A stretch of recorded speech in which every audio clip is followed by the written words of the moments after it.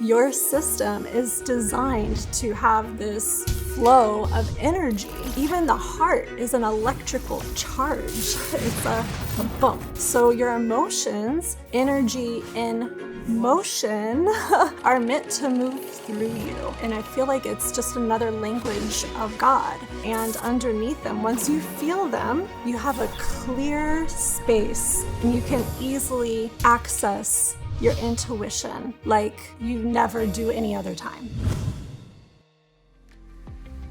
You've tuned in to Leaders with a Mission. I am Diana Castro, and if you are a leader in business and you would like to have more joy and more self-expression, do we have a show for you. Today we're going to talk about conscious leadership and how to elevate those conscious leadership skills so that you can be more of a badass, okay? So today I have someone special. Let me tell you a little bit about her. Her name is Rochonda Ferrelli, and she is a multidisciplinary leadership coach and professional artist. She supports conscious entrepreneurs in developing their leadership skills to grow their business beyond 6 figures, while she also creates majestical crystals works of art. With you, Rochonda. Thank you so much. It is really an honor to be here, Diana. And yeah, I'm just grateful. Thank you for being here with us. It's really hard to put you in like one little box, my love. You are a Kundalini structure. Like you have so many tools in your toolbox that the only word I was able to kind of get was multidisciplinary leadership coach. I was like, I think I nailed it. Yeah, multidisciplinary. That's actually really good. You know, I actually bought a website domain many years ago called Multidimensional.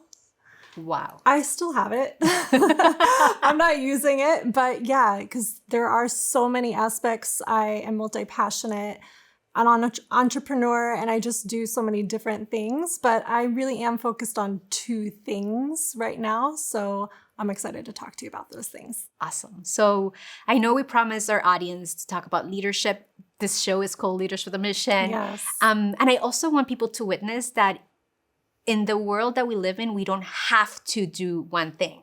Like you are a really great example of how to create a life that you want and that it inspires you and that there is someone who's leading that way. And I just want to acknowledge that. Thank you. You know, I heard a quote recently and I don't know who said it, but it was, when the path disappears, then you know you're on the right path because you're not following anybody else's path. And so I try to live life from a space that allows like whatever wants to be created through me to come through me. And so sometimes it doesn't make sense. You know, I'm writing a book, or I wrote a book a few years ago on women in friendships. It was so important to me at that time. It's not entirely lined up with what I'm doing right now, but it's amazing because a lot of those skills and the stories that I share really touch a lot of people, and it brings people to me that are interested in my other works, my artwork, for example, or in one of my retreats that are for entrepreneurs. So yeah, when the path disappears, then you know you're on the right path. Beautiful. So we covered one of the things that you do is that you support conscious leaders and you support them through conscious leadership. What does that mean? Yeah, that's a great question. I think, you know, there's lots of different definitions of like what a leader is. There are really 2 types of leaders, though. You have unconscious leaders, which I would say is what most of the world has. And then you have this niche of conscious leaders. And conscious leaders are taking radical responsibility for their lives, for their emotions, for their relationships, for their businesses, for the work that they're putting into the world. And they're not really seeking answers or asking questions outside of themselves. It's all sourced from within. When you start to do that and you can really tap into that inner resource, you start to lead life in a more authentic way. And you're not seeking approval, control, and security outside of yourself. And when you tap into that power, it's amazing what happens. It's like an ultimate flow state. And it's not just sprouts of it, it's an ongoing flow. And those are the people that I like to work with and bring people into as well. Yeah. Beautiful. You talked about like, what is this radical responsibility? Like, tell me more. Yeah. So radical responsibility, it's radical. Let's start there. It is a radical approach to looking at how you show up in life.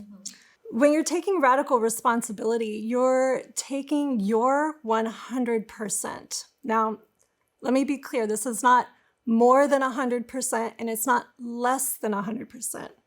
But let's say you have an issue with your spouse, okay? You're butting heads or fighting over something. What's your 100% responsibility for this issue that's surfaced? How are you co-creating this?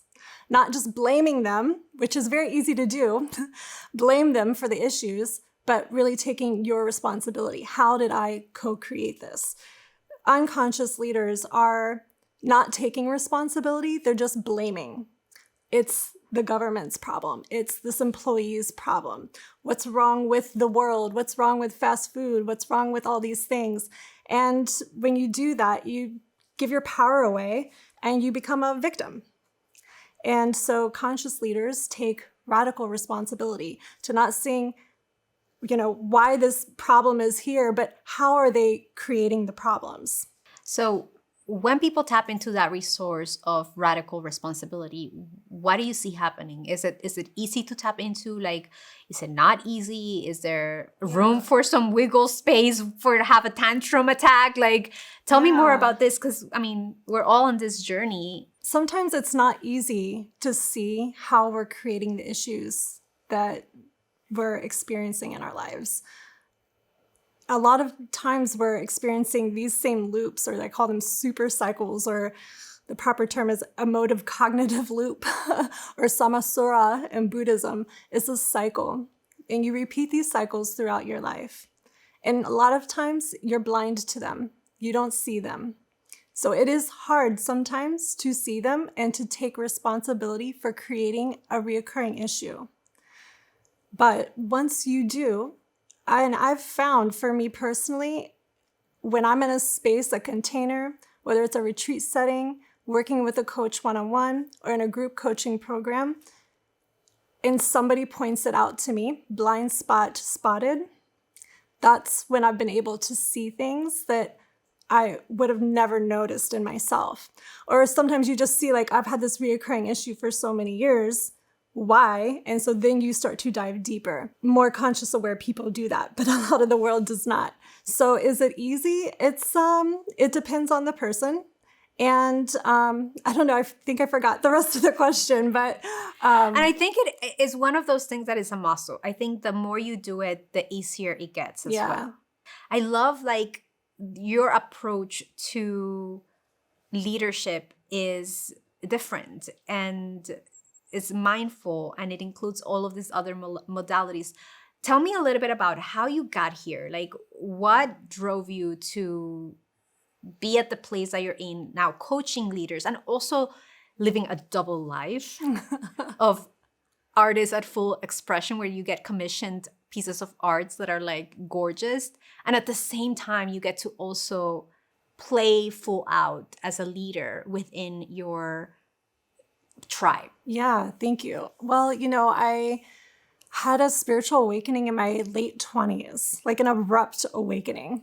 And it really, in an instant, changed my perception on the world, and that I was creating my own reality. Essentially, it happened in like a split moment second. So from that age of 28 until now, I'm 43, several years later, I've just been on this journey of self-discovery, healing, lots of healing, learning, craving information. Like, you say truth seeker, and that's like tattooed on my heart, So I've been through many trainings over the years. I've done lots of Kundalini yoga trainings and have several certifications there. But I'm also certified in conscious leadership, which I've found is where my heart's at. And I do supplement the conscious leadership coaching modalities with Kundalini breath work and meditations and different yogic practices. They're over 5,000 years old. They're so amazing. I like to do what works, right? So if it works and it works well and it doesn't take me a lot of time, those are the types of things that I'm drawn to. So I did corporate coaching for several years, still soul searching, and then decided to leave during COVID. I was learning about practicing emotional intelligence. And that's at the heart of conscious leadership. Conscious leaders are experts in their emotions and understanding what the emotions are telling us. And there's always gold underneath them. So getting to that gold, that wisdom. And when I started learning emotional intelligence, and this happens in a lot of people, when you really start to crack that open, it moves your energy so much so that whatever is inside of you will just start flowing outside of you. Tell me more. Like now you're like tapping into like my woo-woo nerd. And I'm like, tell me more about the information that's behind understanding and being an expert in your emotions and how having access to that is the key to unlocking whatever you're seeking. Yeah. Well, yes. So real quick, there are 5 core emotions as far as conscious leadership training is concerned. I know other trainings say other things, but there's 5.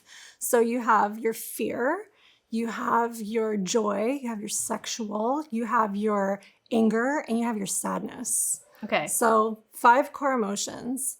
And if you can just get in touch with when you're feeling one of those 5 at any given time, allowing yourself to just be with the emotion, let it be present, identify, locate where it's at in the body. So it'll show up kind of energetically. You might feel anger in your jaw or in your shoulders. Or you might feel some fear in your chest or in your lower belly, or some joy you might feel like, kind of in your core. So, it can show up anywhere and even right outside of your body too. You can tap into that. So just being with the emotion, identifying it, locating it in the body, and then adding a little description there, like what is it doing? Is it tensing? Is it throbbing? Is it butterflying? Once you've identified it, then you have the option to breathe with it, which is what I do when I'm in public. Scream with it. But when I'm at home, it's a whole other story. And thank God I work by myself in my home because I get to practice this as much as I want in my free space. So, but yes, it's allowing myself to really feel it authentically. When we're angry, we don't normally, we're like, we tone it down. Oh, it's not appropriate for me to scream right now or to pound my fist when I'm pissed. It's not always appropriate to do that around other people. But when you're by yourself, and if you can tap into that emotion and just let it come out, emotions only last like 60 to 90 seconds. It's not a long time. So if you can allow yourself... I don't know if that is true with kids. My baby is upset. You will hear her cry for help. And I was like, okay, we're letting it go. Yeah. How long is this 90 seconds? Well, like, speaking of kids... It feels like 2 hours to me. Help, send help. Well, speaking of kids, like that's our natural state. Kids don't filter their emotions like adults do. When a kid is upset or excited, you instantly know. As an adult, we don't do that. We stuff down our emotions and we don't fully express our joy. We don't fully express our sexual attractedness to another person. We don't fully express our anger or our sadness in public because it's not appropriate. It could feel awkward and it really just isn't always. You're in your corporate space or at Target, it's not socially acceptable. That's right. So we've been trained out of that as from children into adulthood. So it's important to have some kind of practice to tap back into that, because it's your true expression. It's your authentic feelings. It's really how you feel. And when you stuff that down, that's what creates the stagnation that blocks you from expressing your creative flow. The art, the magnetic geode artwork, is a byproduct of practicing emotional intelligence. So here's what I'm hearing. Yeah. And I also have a question. So Yeah.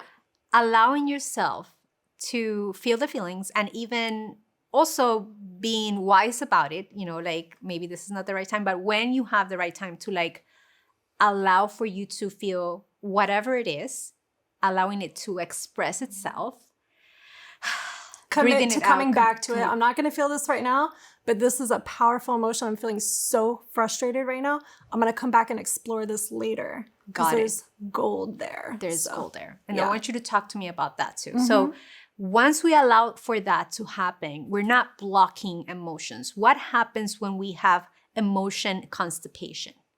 Yeah, well, you have emotion constipation. You see people that they're not feeling anything. They're not in flow. It's not that they're not in flow. They're not feeling. Once you block out one emotion, that's affecting all of your emotions. So you're not feeling your highest levels of joy. You're not going to the depths of your grief. You're not tapping into your sexual creativity. All of that is connected. And if you're not feeling one, you're not feeling them all. And your system, you're an energetic being. We're souls renting human bodies. So your system is designed to have this flow of energy, right? I mean, even the heart is an electrical charge. It's a bump, bump. That's electricity going through your system. So your emotions, energy in motion, emotions are meant to move through you, and they're meant to be experienced, and they're meant to be felt. And I feel like it's just another language of God. There's something to be known through all of your emotions and underneath them. Once you feel them, you have a clear space, and you can easily access your intuition like you never do any other time. So is that the gold that you're referring to? That is the gold. So anger, for example, is what wants to be stopped, what wants to be destroyed. Fear is what wants to be known that's unknown right now. Sadness is what wants to be let go of, what is being lost right now, what wants to be grieved. Sexual feelings are what wants to be created. It's not always that you want to have sex with somebody. It's that you want to maybe create something with them. I think people get that confused sometimes. Because sexuality is the vehicle for creation. Yes, they're synonymous. And, your joy is what wants to be celebrated, So when you feel the feeling and you have that clear channel because you've just felt everything to its fullest expression, you can ask yourself those questions, and then immediately it will come right up to the surface. So it's funny because you said that both of your work, like your work in the leadership space, awakening and supporting leaders tap into the highest levels of their thriving potential, yes. Right? It's in somehow way, in your vision, disconnected from, like, you're like, there's two different businesses that I have, and they don't, I sense that you sometimes can feel like they're not connected, but I see so much connection towards them, like one feeds the other, and it's just like this flow. So people must be going like, what is she talking about? Tell us about what you create, because I feel like people may want to know, like, what kind of art does she create? Like, tell me a little bit about this crystals. Yes. So magnetic geodes are an artwork that I started creating, I think just the year before COVID, so like 2019. And the medium is resin, and it's on wood, and I use lots of mixed media, but I use crystals, real, genuine, authentic crystals, quartz, citrine, amethyst, rose quartz, malachite, turquoise, any stone that you can imagine I use and have used. Sometimes they're tiny pieces and sometimes they're bigger than both of your hands together. So they're these huge crystals and I put them in the artwork and I look at real geodes in nature. You know, I'll go on Pinterest and I'll search and I'll look at real stones and then I'll do a resin pour. So it's a liquid art with that same style, with the same like imprint. I don't know how to say it in. So they're like way. Unique in nature. There's not going to be. It's like what one. I see in nature. I recreate it in an art form. So it's inspired by real geodes, but then I, do my own color palettes and I get really creative with the crystals and just the sizes and the shapes. I can do any shape, any size because it's my creation. So, they've been really popular, and I would say most people know me through. My art, because they're like, wow, what is that? That is so cool. You made that? And I'm like, yes, I made that. And I can teach you to make that too. I do a workshop. So there's so much wisdom and like expression coming out of you. And it's funny because I met you because I found you through Instagram. Mm-hmm. So funny how the world works. And I just kept seeing you. I don't know why Instagram is listening to all my conversations, I guess. And I started liking like the posts that you had were so in alignment with how I view the world that I was like, this is so beautiful. There's so much wisdom in here. And then out of the blue, you called me and I was like, hey, friend, which I don't know. And like the universe has its ways of creating its own magic. So thank you so much for traveling and coming over. But I love what you do. I love the messaging. I can feel how you tap into different modalities because that's the beauty of it. I don't think like it's one thing that like, when you hear in marketing, like this one method is the key. And I'm like, that's one of the 700 billion, 1,000.75 X, Y, and Z more than just one thing. So I love that there's different toolboxes in your toolbox, kits in your toolbox that you get to like pull out and support people with from, radical self-acceptance and radical owning of your emotions and like tapping into your emotions. So thank you for that. You did say that there's two types of leaders, but I wonder, what is your personal definition of leadership? So I would say there are unconscious and conscious leaders.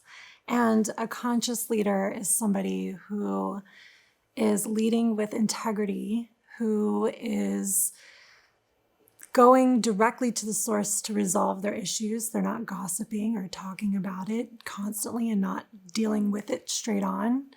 And they are tapped into their emotions and leading with emotional intelligence, making decisions that are sourced from within, and going first. The leader goes first. So whatever a leader is saying and doing, are they actually doing what they're saying?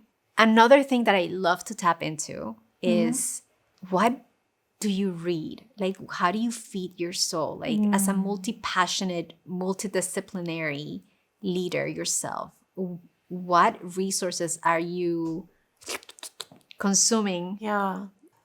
Often I find myself attracted to a book or a person or material, and it's only for like one paragraph or one line. It's like the universe is guiding me to know exactly what I need to know when I need to know it. So I wouldn't say that I'm like always listening to this or doing that. But I will say that I've really enjoyed the Conscious Leadership's book, The 15 Commitments of Conscious Leadership. I've read that maybe 4 or 5 times. It's like the whole book is highlighted, and obviously have their certifications. But other than that, currently I'm digesting some Buddhist teachings on giving and how giving is an outlet to receiving what you want. So if his name is Michael Roach, and he was a Tibetan monk for 25 years. And then he went to work and create a business and teaches other people. So I'm digesting his material right now. It's really good. I know that there's many ways of working with you. Mm-hmm. And I know that one of the things that you do is these retreats. Mm-hmm. Can you tell us a little bit about what people can expect from your retreats? Because it seems that there may be a lot of surprises to encounter. So I don't wonder. think that there's a lot of surprises to encounter. My alchemy retreats are to help leaders just take a step back from the mess and the noise of life and work, to really come home to themselves, and to really treat themselves to some rest and some journaling in the woods and some hiking and some delicious chef-curated gourmet meals and some Kundalini magic in the morning and some cold plunges. And then we dive into conscious studies. So, all those tools in my conscious leadership box, like, practicing emotional intelligence, life coaching on how to take radical responsibility with something very specific to you. Those are the things that we address. And then maybe a little, like freestyle dancing and just drumming and some transformational alchemic magic at night underneath the stars. So those are what my retreats are like. And that's one container. My other container is my Next Level Unlocked program. More details on that next year. But yes, you can find the information on my website. For information on the retreats, it's alchemyretreats.info. And my website is rochondaferrelli.com. Beautiful. So thank you so much for being so brave, for showing up, for coming over here, for sharing your beautiful book. Yeah. Here's her book. So if you guys want to take a look at it. And thank you so much for everything, how you show up, how you serve, how you use your own leadership to lead your life from a place of authenticity. Because I find that there's a lot of people that the talk is cheap. There's a lot of talking, but I do witness a lot of action in front of your words, which is very refreshing to see in a lot of coaches. So I wanted to say thank you for that. You're welcome. It's a noisy world out there. So just staying true to yourself, you will stand out. Yes. Yeah. So the world sees it and we see it. And for those of you who are looking for alchemy and for a space where you can truly express your full bandwidth of emotions with support and conscious leadership, you know where to go to. And for those of you who are trying to amplify your message through the power of video, we're going to invite you to visit us at 4productions.com. Thank you so much, and I'll see you on the next one.